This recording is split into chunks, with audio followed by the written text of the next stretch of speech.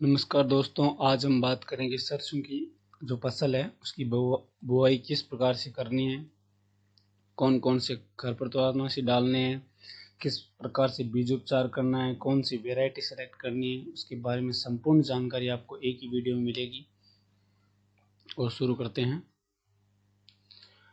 सरसों की जो बुआई है उसका समय है अक्टूबर और नवंबर के फर्स्ट वीक में हम सरसों की बुआई कर सकते हैं।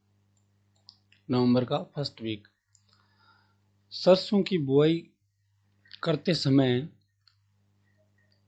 उससे पहले हमें खेत को अच्छी तरीके से तैयार कर लेना चाहिए।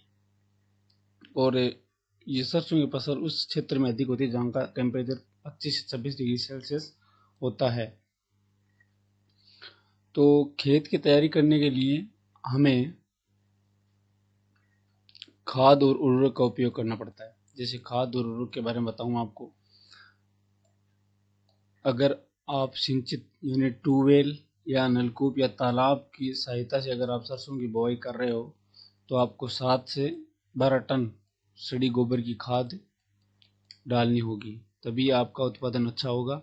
अगर आपके पास ये सोर्स नहीं है, अगर आपके पास वर्मिंग कंपोस्ट है तो वो 7 से 8 क्विंटल प्रति हेक्टेयर के हिसाब से डाल देना, अच्छा रिजल्ट मिलेगा आपको। यूरिया है वो 175 केजी, और सिंगल सुपर फास्फेट यानी एसएसपी बोलते हैं इसको, एसएसपी ये 250 किलो, और 50 kilo muriate of potash MOP, muriate of potash, और 200 किलो जिप्सम बुआई से पूरे खेत में मिलाना चाहिए। अभी हमें खेत तैयार करना है तो हमें क्या करना पड़ेगा, सबसे पहले जुताई कर देना। जुताई करने के बाद आपको क्या करना है, 200 किलो जिप्सम है ना, ये बुआई से पूर्व खेत में डाल देना, यानी 7 दिन या 10 दिन पूर्व डाल देना। फिर जैसे फसल की बुआई करें तो यूरिया की आधी मात्रा बुआई के समय और शेष आधी मात्रा बुआई पहली सिंचाई के बाद खेत में छिड़कनी चाहिए। यानी पहले बुआई के समय डाल देना आधी मात्रा। तो ये यूरिया हमें कितनी ली थी, 175 के जी, आधी पहले डाल देना, आधी बुआई के बाद जब फसल अंकुरित हो जाए तब।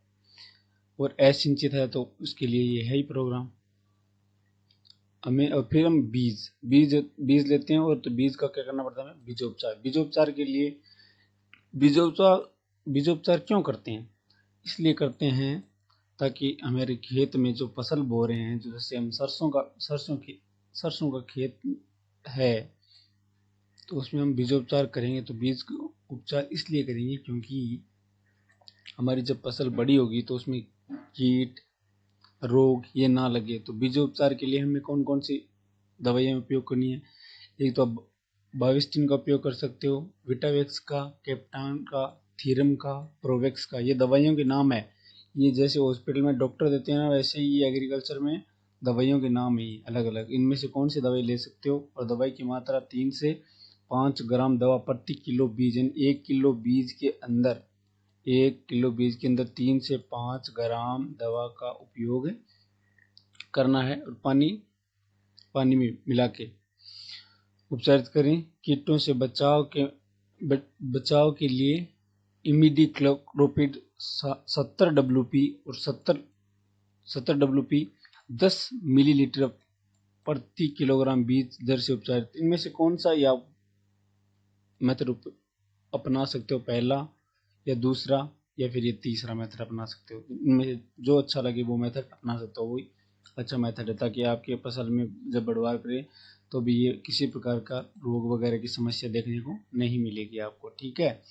वो प्रति हेक्टेयर बीज है वो 4 से 5 केजी डालना है हमें। ये मैं आपको पर्सनली बता रहा हूँ कि सरसों के जो एक हेक्टेयर में कितने बीघा होते हैं, 4 बीघे होते हैं। तो 4 बीघे में हमें 4 से 5 केजी ये सीड डालना है। अब सीड कौन सा डालना है वो मैं आपको बताता हूँ कौन सा सीड डालना है। खरपतवार नियंत्रण के बाद में बात करेंगे हम।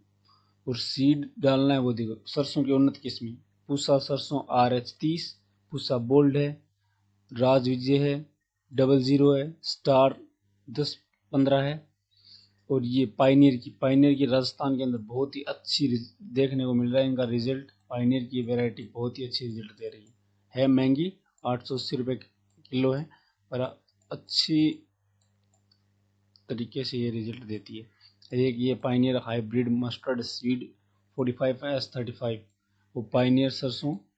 और आप पर्सनली पूछना चाहते हो कि हम इस क्षेत्र से बिलोंग करते हैं, हमें पर्टिकुलर इस क्षेत्र के लिए वैरायटी चाहिए, तो आप मुझे नीचे कमेंट कर देना, मैं कमेंट के अंदर जवाब दे दूंगा आपको।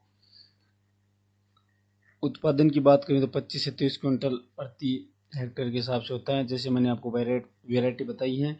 और जो किसान भाई जो पर्टिकुलर क्षेत्र की बात करना चाहता है कि मैं इस क्षेत्र में रहता हूँ, जैसे जयपुर है, उदयपुर है, बांसुरा टोंक, जहाँ पे रहता है वहाँ उसको सरसों की बोआई करनी है, तो मैं उसको पर्टिकुलर एरिया के हिसाब से उसको बता दूंगा क्या क्या ट्रीटमेंट करना है। इसके लिए आप कमेंट बॉक्स में कमेंट कर देना।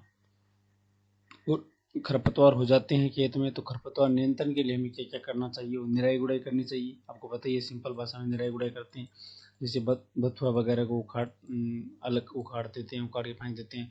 और दवाइयाँ भी उपयोग करते हैं बहुत सारी। अगर आप बीजोपचार करोगे तो इस समस्या का सामना आपको नहीं करना पड़ेगा।